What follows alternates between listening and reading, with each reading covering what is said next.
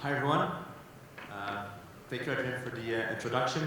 Thank you for being here. I'm very proud, pleased to have the opportunity to present to you this panel on alternative fuels to decarbonize mine, your industry that is actually very close to our sector of activity, which is the energy sector. So I am Guillaume Brassard. I am leading the development group for Energy, more specifically the LNG projects to displace diesel and bunker in remote regions and on different markets. First of all, just let me tell you a bit more about who is Energy. You know, Energy was formerly known as Gas Metro. We are the utility distributing natural gas in the province of Quebec. But beyond that, we imagine energy differently. That's why we are actively involved in developing promising energy projects such as renewable natural gas, RNG, renewable energies in different sectors, energy efficiency, but also LNG, liquefied natural gas, in the use of industrials, marine sector, and the transportation sector. So for many years now, Energy has been working very closely in collaboration with the mining community because we believe in the energy transition that is taking place in that industry. And we believe that the transition can be made without compromising the mining development, which is an important part of the Canadian economy. So I'm very honored to share the floor, the stage with my very knowledgeable colleagues here. So what I'll do first, I'll ask them to present themselves and to introduce their company, and I'll go and ask them some few questions to animate and to try to start a discussion towards the alternative fuels. And after a couple, I think 30 minutes, we'll have a 50-minute sessions for question Q&As that you might want to ask to our panelists. So I'll start with Alexandre. Merci Guillaume. Good morning, ladies and gentlemen. My name is Alexandre Bello, General Manager for a department that's called Projects and Innovations in our business. I work for Quebec Iron Ore. We're a young mining company. We took over the mine asset of Bloom Lake in northern Quebec, formerly operated by Cliffs, some of you might know. My official role, as I said, is I'm involved in all projects, growth projects, but I'm also really involved in other sectors of the business. Being a young team, we're pretty much doing everything that has to be done. I'm glad to be here today and discuss a bit how we foresee the future for energy in our business. Hey, bonjour, mon nom est Martin Boucher. My name is Martin Boucher. I'm the Vice President of Environment, Health, Safety and Sustainable Development for Stoneway. I'm in the mining business for the last 30 years, mostly in project development with integrated team. With Stoneway, we support today the Energy. We install LNG supply at the mine. We will have the occasions to discuss. Good morning, everyone. My name is Nicolas Dalmo. I'm General Manager, Public and Government Affairs for ArcelorMittal Mining Canada. I'm also responsible for energy. That is part of the reason why I'm present this morning with you. ArcelorMittal Mining Canada operates two large iron ore mines in northern Quebec near Fermont, Mont-Wright and Fire Lake. We produce annually approximately 26 million tons of concentrate, which we rail down to the south, to Port-Cartier, where we have a pelletizing facility there. So altogether, we produce 26 million tons, like I said, of concentrate and about 10 millions of pellets. And we employ 2,500 people in Quebec. So glad to be here with you this morning. Thank you, gentlemen. So these three gentlemen here are the main actors of their mining companies. Companies that decided to evolve and do things another way. Each of them is going to be very interesting because they are at a different stage of contemplating and using alternative fuels to displace bunker or diesel. So I'll start with Martin. So you're operating a diamond mine up north Quebec. You decided to go forward with LNG instead of diesel. I know a little bit the story, but I'm sure that the people in the room will be very interested to hear a bit more about this and what's the decision that you made, why, and what were the key aspects of that decision making you did a couple of years ago. Yes, Guillaume, for remote mine, diesel fuel is quite costly. So we're looking for wind powers, we're looking for hydropowers, we're looking for construct a hydro dam. The line, if you want to connect to the Quebec grid, was 175 kilometers, was over $150 million investment, was too high. The return on the investment was not there. Conventional genset to generate powers with fuel was quite expensive.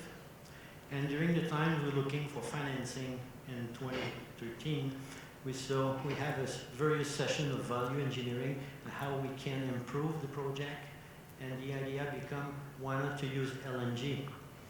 And also we would like to manage the risk associated with fuel if the fuel price presently is around $1 at the mine site. So if it's the price doubling, we would like to decrease the risk or de-risk the project with regard to the fuel price. LNG price is quite more stable for the long run and is cheaper. At the same time also, we're looking to reduce the greenhouse gas emission, and LNG was a good occasion. The bottom line, if you would like to have a detail, but shortly, we reduced the greenhouse gas by 42% for the fixed equipment on site. The 42% it's not only the fact that you burn LNG instead of diesel. You're doing a bit some heating recovery into your system. Could you develop a little bit or explain to us what did you put in place exactly to be able to achieve that 42% of reduction? Directly, the use of natural gas will reduce by 25% the greenhouse gas emissions, and the 18% is because with heat recovery, we eliminate completely the propane and replace by heat recovery from the genset. The genset operating with LNG is warmer, generate more heat, is more efficient, so we cut another 18% of the greenhouse gas emission. In the implementation of the project a couple of years ago, and you're running the mine since 4 years now, what were the biggest challenges that you face implementing a new? Because I think it was a first in North America using LNG and a remote mine like this to power generate the electricity on site. So what was the biggest challenges you faced? Yes, the constant supply. The technology was not available in Canada. So we built the tank. We have 6 tanks of 300 cubic meters each, and to have a steady transport. Also, we need to evaporate to make the gas. So we bought in Europe. The systems was not available in the United States again. And so to make sure everything match and arrive on time, it was quite a challenge. But if you have evaluated risk to risk, it was lower risk than the fuel price. What's the in comparison on an annual basis? What's the do you do economy in comparison with diesel? Can you give us a little idea of how much it's performing in comparison with diesel on your side? The OPEX costs using natural gas, we save $10 million in operating costs per year, only by using natural gas. Great. Thanks, Martin. I'll jump to Nicholas. You're operating a mine pellet plant in Montwhite, in Fermont, and in Port-Cartier for a couple of years now, a bit more than Stornoway. And you're using mainly bunker and diesel for your energy needs in Montwhite, and also in Port-Cartier for your process at the plant. It's been a couple of years you're aiming to try some biofuels. You did a pilot project with LNG also. So can you give us a bit where you're at right now, what's the story, and what you envision for a company in the short term and mid-term? Yeah, absolutely. First of all, I must mention that we are by far the largest user of heavy fuel oil in the northern part of Quebec. We are also a large user of diesel. Those products, for years now, we've been concerned about in terms of availability at a competitive price. Quality also has become an issue recently. So we convince ourselves that these were not, energy sources to the future for, the sustainability of our operations going forward. So many years ago, we started to look for alternatives, of course. As you said, Guillaume, we ran 2 pilot projects up to this point. One using biofuel, which is produced locally in Port-Cartier by a local promoter using wood waste. So we ran this program successfully. We did the same with natural gas, as you know, Guillaume. For many months, we converted actually 6 burners in our pelletizing facility in the furnace there. And we collected lots of data. We learned about how to manage operations using natural gas. So we collected what we needed to go further in this process. I must say right now that the biofuel alternative is still something we're not discarding, we're not exiting at this point. But the economics look for, at the present time, a lot more favorable with natural gas. What are the biggest challenges you faced in regards to the pilot projects you went through, but also the one that you see in the near future in order to switch from bunker and diesel towards a new fuel that is less emissive? I'm going to say security of supply is always a concern. I'm sure you share my view on this one. But it's something we already live, right, with heavy fuel and diesel. We're not dual fuel in most of our operations. So security of supply is not a new concern. What the real concern is with this project to potentially convert our pellet plant furnaces to natural gas is that at ArcelorMittal we have a fully integrated value chain from pit to port, basically, and beyond, because we're serving internal customers in the steel industry. So there's no way, I'm going to be very simple here, there's no way we can stop those operations to perform a conversion to natural gas. So we're going to have to use existing planned shutdown periods to basically execute the project to convert to natural gas. And that's really the big challenge. Great, thanks, Nicholas. So I'll jump to Alexandre, the last but not the least. You took over an existing mining site, you refurbished it, and now you're operating since about 2 years. So tell us a bit about the story of the project itself and your challenges that you face towards putting back this asset on track, and also your reflection or your strategy towards fuels and alternative fuels. Okay, thanks. Just to put you maybe a bit more in context, I didn't go into details earlier, but we're a neighbor to Nicola's operation, all right. We're now open pit iron ore mine. We're producing roughly 7.5 million tons per year, which is about a third of the operation size of Arcelor. As you mentioned, that's a company that we took over. The mine had been shut down following a CCAA bankruptcy. So you can imagine we had multiple challenges when it came to restarting this. The first one was to find a way to be in control of costs. That's obviously what killed the previous operation.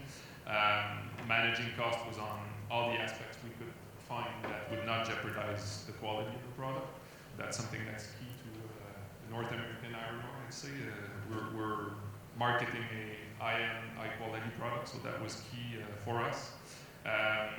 We had to make sure that we were not jeopardizing the safety, the environment, and the capacity of the plant to perform. So all these in mind, and knowing that we're tied to the grid. So we have a 350 kV supply. It's Hydro-Quebec, so it's 99% renewable depending on the years, but we're very fortunate to have this power supply and plenty of power. We have energy needs that obviously are linked to haulage and shoveling of the material. And if we look a bit at our process, mainly it's thermal needs in the form of steam for drying. When we acquired, we were part of the cap and trade system in Quebec. We were a member of the cap and trade with California. So what we did effectively is to look at the lowest hanging fruits, things that we could do that were realistic over all the other things that we had to do to restart the mine. So we acted on electrifying lots of the light oil consumption points that we had. So this went in the form of electrifying pumping station, electrifying the steam generation. So we installed a 25 megawatt electric boiler. And we also electrified, and the gentleman yesterday on the panel had, I think, a good comment saying we can try and find tricks and gadgets to reduce the emissions or convert, but if we rethink the way we do things, that's where we'll have the best impact, I guess. A good example for that in our operation was an overland conveyor that brings the material from the mine that's quite far off the plant to the plant. And this conveyor offsets 2 trucks. So we're operating 240 tons truck. So that's a massive savings. Pumping of tailings is also something we've worked on. The farther we can pump tailings, we're using electricity to pump, the less trucking we have to do to manage. So that was a big difference compared to the previous owner. So we went from 25,000 tons per year, so the threshold for the cap and trade, to about 13,000. So I think we part of the journey was to achieve these projects, but they also made sense in the operation, the effectiveness of the operation, and the cost. So it was a win-win situation for us to attack these projects. That's great. So now we've been in operation for 3 years. How do you approach, what's your approach towards alternative fuels? What's the next steps on your end to you dropped the GHG tons of emissions from 25 to 13,000 tons. That's great. That's a wonderful wonderful gain. What's the next step on your side?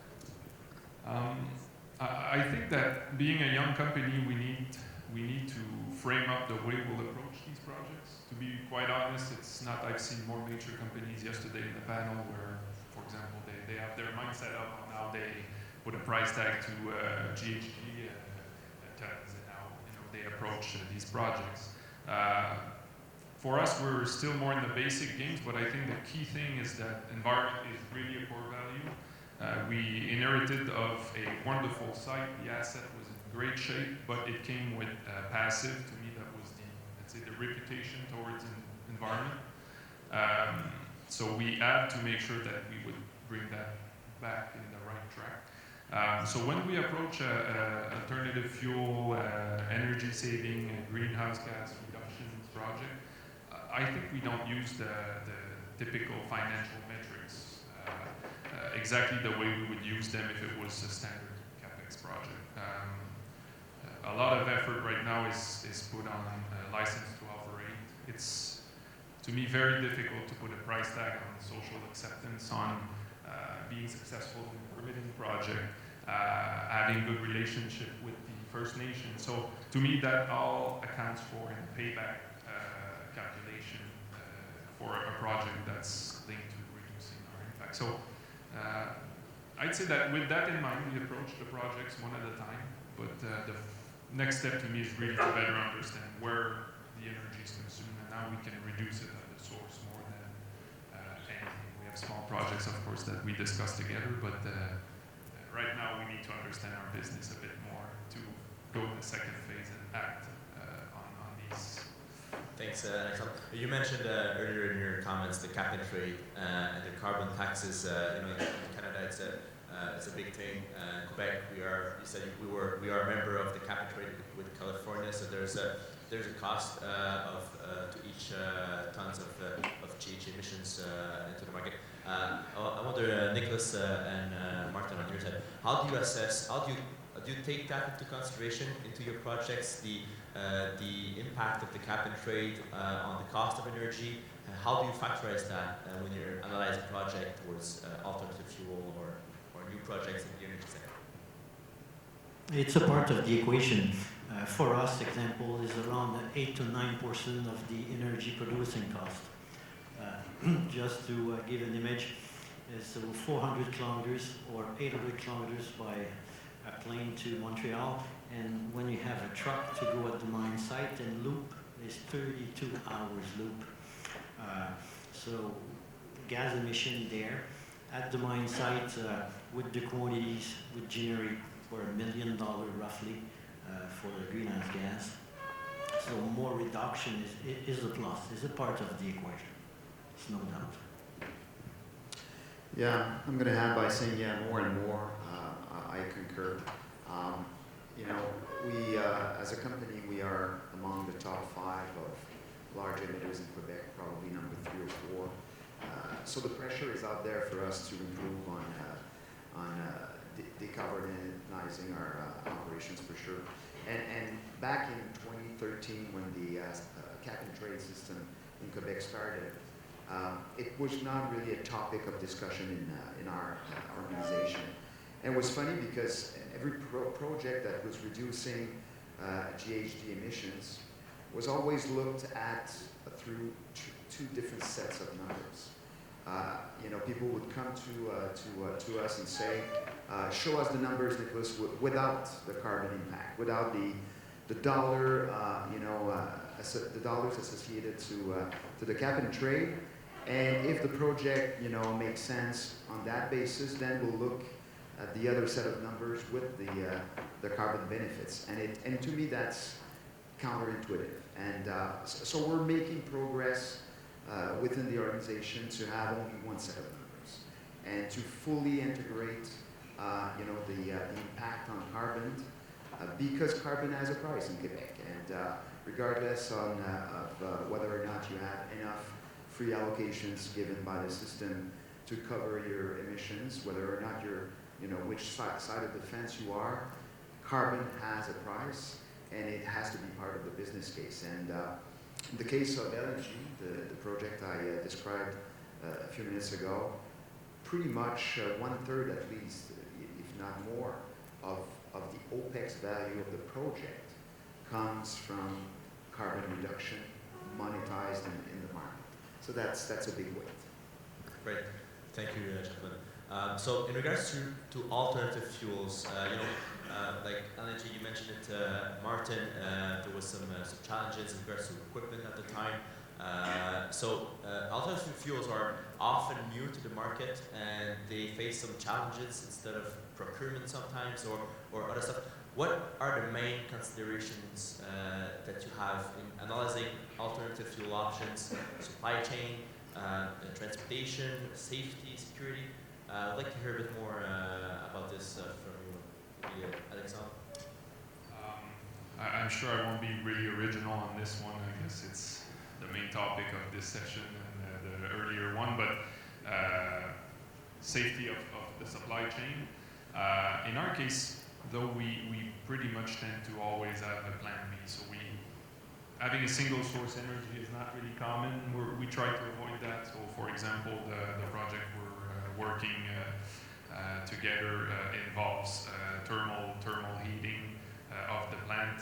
So we would have a B-fuel alternative. So we would transit to LNG, but keeping diesel as a backup. So, but I think for the remaining portion of the deal, it's just like everyone else mentioned. We need to make sure it doesn't jeopardize.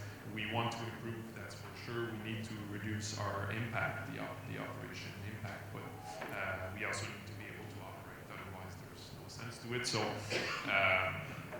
guess it's pretty much the boring answer you didn't want, but that's perfect. It's a true answer. And I think a lot of people are well aware of that. I mean, considering alternative fuel, I think it's a must. But also you don't want to jeopardize the operation and be sure that you have something safe. On your side, Martin, you decided to go forward. I would like to hear or maybe comment on the way you put in place the supply chain, the decision you made towards that, and why I think that's going to be interesting for us. Considering for a remote mine, it was not possible to connect to the grid. So when we arrived at the conclusion, the best choice selection was the LNG with cost and also to de-risk supply. One of the main conclusions I can share with you is for a new project. If we compare the tag price for the capex to install a diesel genset versus LNG genset, the price is not a big difference. So we add on the top of what we originally planned diesel genset $2.6 million for the we changed the tank, we installed the gas line, we retrofit the genset. The tag price was plus 2.6 million plus the original cost, and we have a complete power generations with LNG. When you start brand new, it's cheap. It's cheaper, and with the return on capex was fantastic. We saved $10 million per year in OPEX in fuel costs. So I mean, it was a no-brainer on your side. Yeah, it's a no-brainer. For us, for Stoneway, we take the decisions by evaluating the risk, and so we consider this new technology have X amount of risk, but again, less than supply and the price for fuel. And the fact that you decided to own and operate LNG equipment, which is not, something that is a core aspect of the operation of a mine, was that part of the decision to manage and to manage the risk in relation with the supply chain? In the model, financing model, we're looking to financing the entire project, and it was a part of it. And these decisions came really late in the process to change from diesels to LNG. Was nearly too late to change to have a different model. Thanks. Nicholas, on your side, what the challenges and how do you see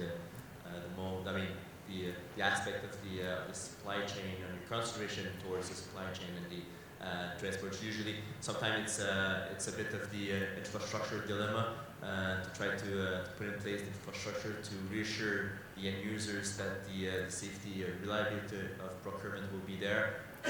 How do you face that on your side of it?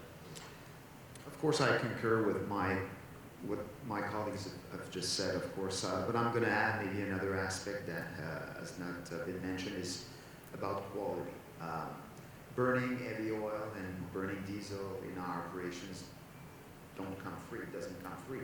In terms of maintenance, in terms of wear and tear of some equipment, it does have some implications. And a good example of that, again, going back to that, the most tangible projects that we have to convert our pellet plant to natural gas, we still have to, further analyze this potential benefit, but we believe that we will be in a position to skip potentially, every 2 years, one complete refurbishment of our refractory in the furnace. So that has value, and that would be directly directed or triggered by the quality of the product and the implication of burning one fuel versus another. So that's another aspect that is a key in our project. In your different operations that you have, was it possible to consider electricity as an option, renewable electricity as an option? Because in Quebec, especially, I would say, a lot of efforts are put, and it's, I think it's a good thing, towards electrification of some of the operations of trucks, cars. In your industry, what's available now in terms of technology, and would it be possible to use electricity, or is the fuel or the thermal needs that you have, as far as we are right now, need to be managed with a fuel or less emissive fuel? I would like to have your comments on this. Yeah, maybe I'll start. In our operation, it's a bit different from Nicolas Laitière Solar. They have certain process equipment that couldn't be, unless I'm mistaken, electrified. In our case, as I mentioned earlier, we pretty much did everything that we could to convert to electricity. Next challenges, I think they're technology related. If we look at our portfolio of energy consumption, the haulage is one of the big ticket. We've looked at converting our trucks to LNG. I think there's a lot of LNG going on right now, but the LNG has the benefit of being cheaper and de-risked from my point of view. So that's for sure an alternate fuel that we're looking at. But let's say if we go very specific on technology, at the moment there's no option on the market for our trucks. In fact, there's an option for the current trucks that we operate, but we're phasing out this model, going to a tier 4 technology for the replacement trucks that we're about to buy. And there's no retrofit kit. There could be, but we don't feel, analyzing them, that they're mature enough to be installed on one of the key process, let's say, equipment in our operation. So technology right now for us is a challenge for the next big steps. I think we'll have to rethink the way we haul material. A large part of our equipment is on the foreign ground is already use electricity, but in a project design criteria was an objective for us to reduce energy consumption. Examples, the mine wastewater treatment facility operated by gravity, nearly no pump. It's the same as the water supply for the process plant. It's 97% is recycled waters arriving from the tailing. We filtered with the coarse tailing. Is clean enough, again, by gravity, feeding the process plant. So the idea was to reduce, and is where we are presently, how we can improve and reduce the consumption. We installed in 2017 ore sorting plan. Is for sure we have a dilution. In this device, we succeed to eliminate 10 to 15% of the granite, the waste rock, harder than the kimberlite, contain the diamond. Is a softer rock, so it's a big difference, and you spend energy to crush it. So by not entering in the mill 10 to 15% of waste, we increase productivity. We presently easily make 7,000 tons a day, and we both have more capacity pretty soon to increase at 8,000 with this device. We installed the ore sorting device, one of the biggest installed in North America, and it's a real success. Reduce energy, reduce maintenance. Thanks. I'm a believer that the right energy must be at the right place. Going back to our furnace to cook our pellets, we need some specific properties in terms of heat intensity that makes an electrical solution, for instance, either not feasible or cost prohibitive, if you will. So in that case, natural gas was making a lot more sense than any other source of energy. But in other cases, we have boilers as well that we're looking at converting them to electricity, potentially biofuel. Natural gas is still an option there. But each specific energy usage has to be looked at, and not all solutions, make sense. So at the end, it's not going to be a silver bullet. I think it's going to be a mix of a variety of energy sources that will decarbonize, our operations going forward. And it's you make a good point, I think, there, Nicholas, is the good energy at the right place. We have a mantra at Energy Army. The 3 goals that we have is to first try not to consume energy. I mean, using energy efficiency is the best way to improve your environmental footprint in a project or in an operation. And second of all, put renewables wherever you can. And when it's not possible, then use less expensive fuel in order to maximize the reduction of emissions that you can reach. One question that I have, though, in the mining industry, that we know it's a cycling industry sector, especially iron, maybe a little bit less on the diamond side. But I would like to hear from you, when you develop a project like this, when you put efforts and capital expenditures into a conversion of a plant or of some equipment, how do you manage the fact that it's you're in a cycling environment? I'd like to hear you on this one. Yeah, the cycling aspect of our business makes it challenging to pursue any projects really, including energy ones.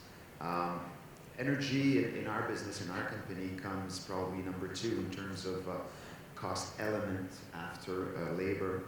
And on that basis, I mean, energy projects are still strategic to us. So CapEx is very scarce, don't get me wrong. It's really, really hard to capture some of the capital that is made available to a business. But in the case of energy, you know, the requirements on return on investment are still very challenging to meet. But we have a little bit more room to maneuver, and because they are seen, you know, for good reasons as being strategic for the business. Thank you, Nicholas.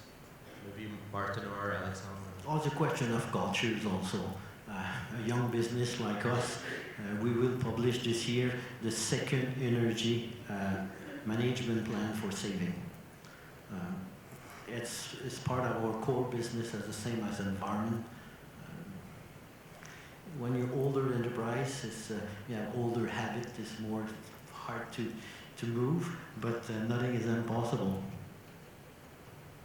And maybe just to add, I think, and I mentioned it earlier, for us, it's important to constantly invest. I mean, the crisis we saw with propane a couple last week is a good example. It's too late, unfortunately, when things go wrong to try and react. So we need to find ways. I think your point is good, and to have a roadmap and constantly invest. That's good for energy because that's strategic in our, let's say, operation cost, but that's also true for labor, that's also true for other aspects of the business. If we don't keep up with technology and we don't stay in front of the parade, when things start to go wrong, that'll hurt us. So I feel like on our side, what we have to do again is understand where are the next big steps, so understand our consumption, and then create that roadmap that will help maybe to bring back sometimes higher management that are involved in decisions to you know, we had a plan, let's stick to it, and okay, maybe it's tougher times right now, but if we can afford it, let's move on, because that might be that thing that saves us in a couple of years from now. I think that's a Just to add on top, technology is one of the solutions, and Stoneway, we're not afraid to use it. We design various equipment, high-tech, including LNG. But examples, that we have 3 water treatment facility for sewage, mine waters, wastewaters, and potable. We have only 2 person, day shift. It's all automatic functioning alone. High-tech equipment, nano filtrations and things. And so it's a vision to evaluate, spend less money, be more efficient, and to be more green. So the water quality at the mine site with discharging in the environment is close to potable water. It is the same for energy. We talk about greenhouse gas. It's the same philosophy. So to reduce the greenhouse gas, LNG is a solution. Wind power is another one, but for young enterprise, when you have a large capex investment at the beginning, you construct a 15 megawatt plant, and you will need to construct another 10 to help you, is increase the cost largely. Maybe in a second phase, windmill to reduce the dependency of the natural gas would be a solution. great. And if I may just add quickly, Guillaume, we should also not underestimate the positive impact that projects like the ones we described in the last few minutes, the impact that those have on engagement of our people, of our employees. Those projects are really moving people, and at a time where, you know, it's hard to find labor, to find skilled workers. I think we need, it should be part of a vision, part of a roadmap, as you said, and we should not, undervalue what it brings to the table. Thank you. We're starting to receive questions. I think we're gonna open it to the floor. There's a few questions that are there. I think pretty interesting one. So one question though, the first one: what will you do after LNG to reach zero emission? I think you said one of the answers, Martin, would maybe in the second step a small wind farm to reduce your natural gas consumption. Nicolas, on your side, Alexandre, what would you have to answer on this one? Well, a very good question. LNG, as we said, is to me an alternative fuel that is part of a transition on a more, aiming at a goal of being zero emission. In our case, I think, as I said, haulage is electrifying the trucks the right thing to do. I can't have a straight answer on this today. I think it'll be a combination of designing things in a more efficient way, revising the way we do things. That comment yesterday, the gentleman was saying about the fact that most of the energy used for haulage is to haul the thing that haul the ore. At the end of the day, just doesn't make much sense. So can we do things differently? I think it'll be a combination of a lot of different things that will bring us to a zero emission operation. On my side, I think our roadmap to convert the mining operations to a zero emission, I think we know where to go, we know how to do it. It's a long road ahead of us, but at least we have a plan. I think that the biggest challenge for ArcelorMittal would be the pelletizing process in Port-Cartier. We use quite a bit of coal as well that we mix with the concentrate to produce to cook those pellets, and we haven't found a solution for that coal. We're running some R&D programs to develop a biochar that could potentially replace that product there, but we haven't put our finger on the right solution yet, and it represents almost 1/2 of our total emissions as a company. So that's going to be our road to zero emission is going to be a hard one, but it has to go through some sort of a biochar solution for pellets. I'll take the puck for one moment here on the zero emissions. I've talked in the introduction about renewable natural gas.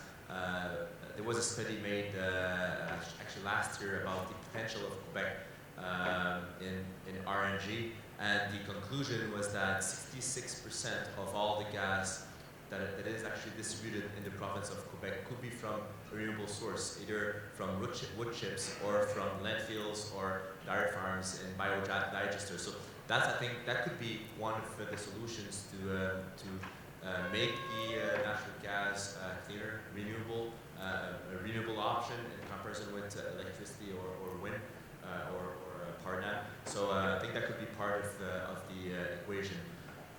Something that we didn't talk yet on the panel is hydrogen. What role will hydrogen play in the mining industry is the second question we see over here on the screen. Do you have any comments on this? Maybe I can start. It's part of the equation. It's part of the options we're looking at. I would say specifically more for our train.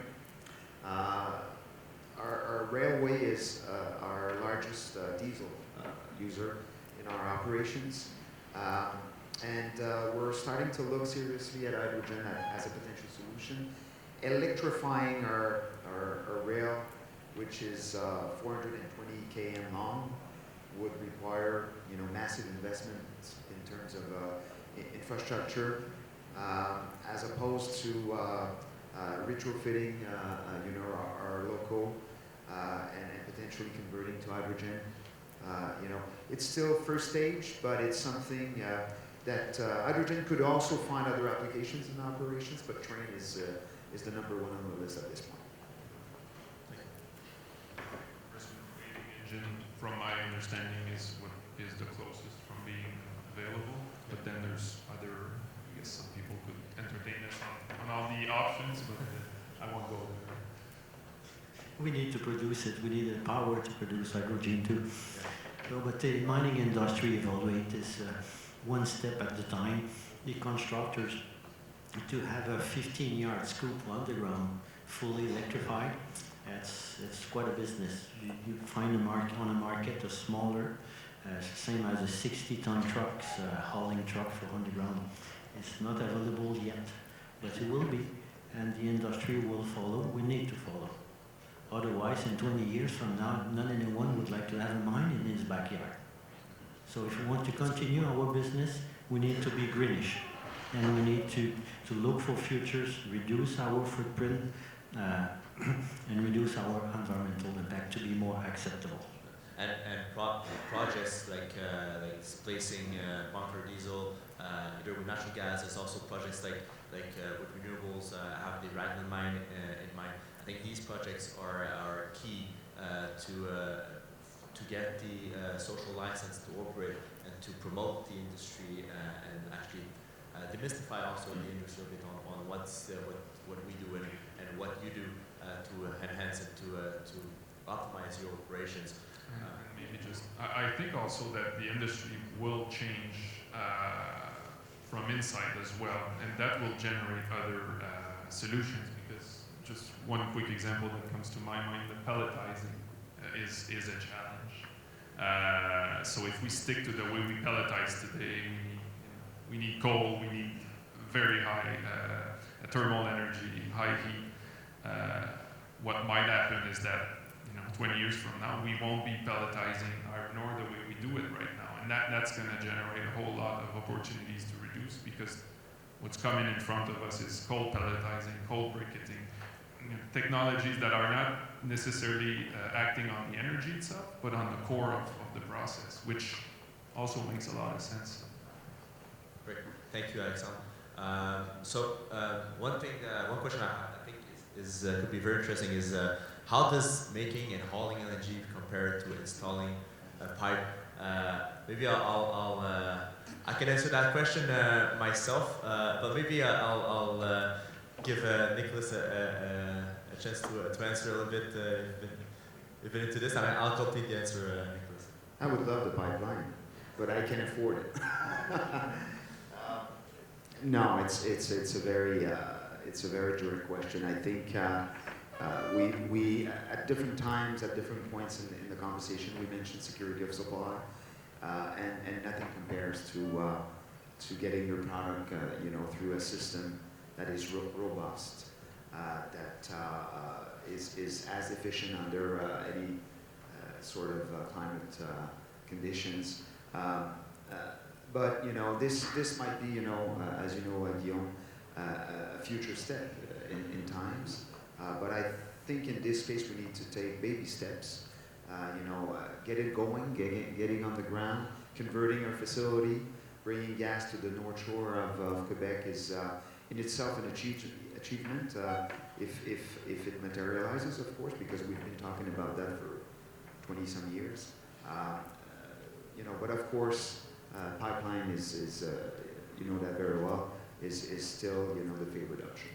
And just to give maybe to complete your answer, Nicholas.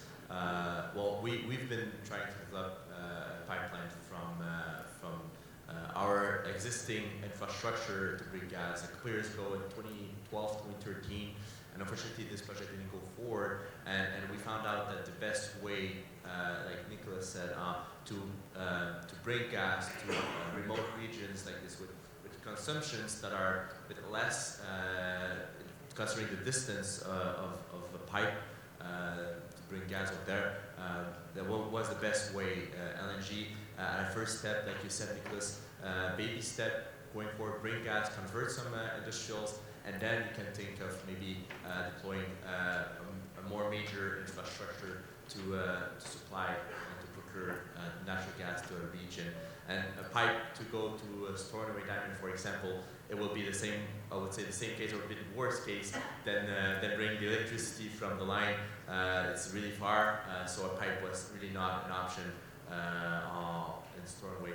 And do you feel like if we could afford it, let's say, that people right now will allow a project of the, I mean, pipelines have bad press in the past couple of months, but that's a complicated question, Alexandre. It depends what kind of project you develop. I think the way you present it to the community, to the people that would be affected or involved into the project. As for now, I think LNG is maybe a bit easier to develop than a pipeline like this. But I don't think it's gonna. It might be a big hurdle. I think we still need in the energy sector infrastructure like this to support the growth and also to enable the displacement of other fuel. And I think that's one of the goals that we have to have as a society. Okay, merci beaucoup, Guillaume.